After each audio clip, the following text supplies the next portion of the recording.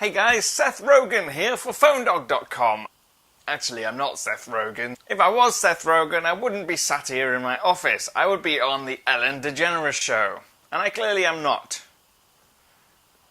I wish I was, though. It's another episode of the PhoneDog Roundup, the weekly show where I round up all the most interesting and discussion-worthy topics from the entire PhoneDog Media network. Let's get it started with LG, shall we? The LG G3 has had a few leaks over the past few weeks, and today a newer one kind of leaked out, and it's a good one because it shows the whole device in real clear imaging, so we're left in no doubt what it's going to look like. And this comes after the news that LG announced that it will be having a special event on May 27th in various locations. The big question here, obviously, with the LG G3 is, does it have what it takes to compete with the Galaxy S5 and the HTC One M8? And that leads us quite nicely onto the dogfight of the week. And everybody loves a dogfight. In fact, there's nothing better than a dogfight, except perhaps that lip-syncing battle between Jimmy Fallon and Emma Stone.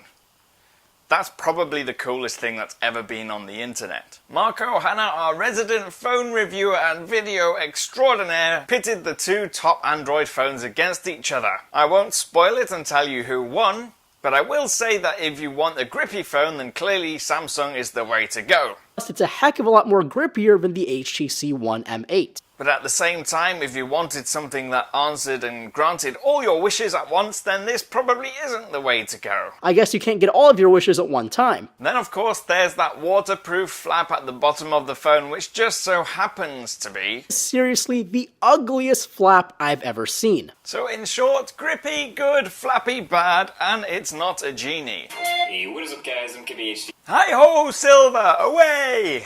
That would have been so much cooler if I had a mask. This is obviously the news that Google is probably going to retire the Nexus name, instead replacing it with the Silver Android phone program, which uses other manufacturers to create high-end Android devices offering an almost stock experience.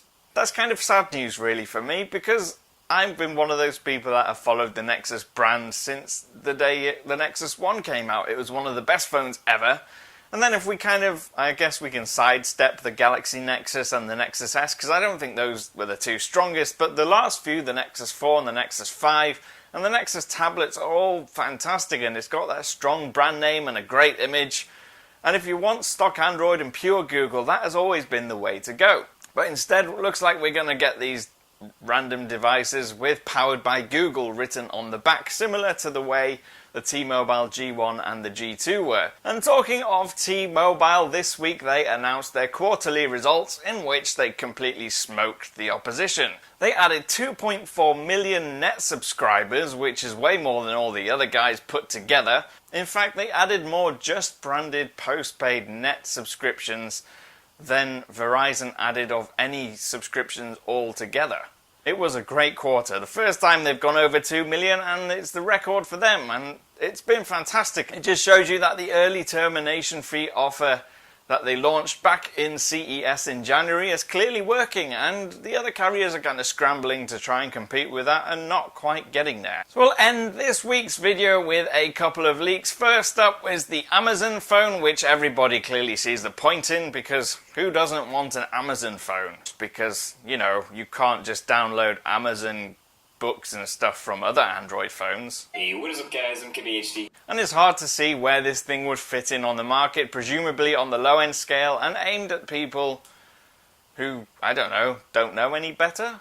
And we have also seen a good number of iPhone 6 leaks, including some 3D models and schematics and digital models, and they all kind of look the same, and they're all based on the schematics that were leaked about a month and a half ago. So what essentially is happening is people found these schematics and everybody's just 3D printing or creating models based on them. There's no way to tell whether these are genuine, and part of me kind of hopes they're not. That's been it from me this week. I will catch you again next Monday with my usual Monday moan. Stay tuned to PhoneDog.com for all the coverage of the mobile phone stuffs. We do it all. It's great. I'm at PhoneDog_Cam on Twitter, and I'll see you again soon. They've either been 3D renders or schematics or the built motor type. Hey, what is up guys, I'm KBHD. Right.